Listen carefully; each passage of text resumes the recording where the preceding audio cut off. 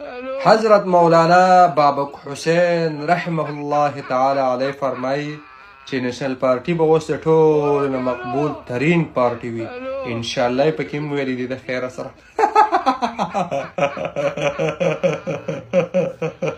زما دې ګوتو ووتو وایي بابک صاحب بابکې دی څنګه چل دی؟ تاسو کښېنئ تاسو ته لا وخت شته. د دې عوام نه دې تپوس کړي دي که د بل چا د خولې نه دې صفت اورېدلی دی د خیره سره؟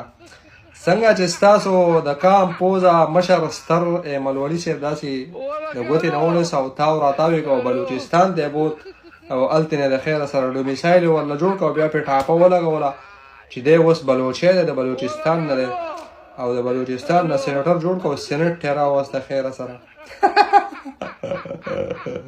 زما دې په توبو وایي بابک صاحب تاسو کښېنئ د قوم نه دې تپوس کړی دی عوام نه دې تپوس کړی دی. ستاسو خو په پولینګ سټیشن کې 2 ووټونه خېږي د خیره سره. خو که په ووټ شوه نو په والله که تاسو رانه وګټله او که په بل چا په سپورټ شوه بیا خو ځئ بیا خو ازمري بیا خو سرې مچۍ نشتلیان نه دي سرې مچۍ دي بیا خو سرې مچۍ د خیره سره.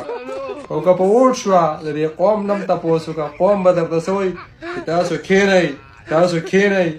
کښېنئ نو بس دغه پار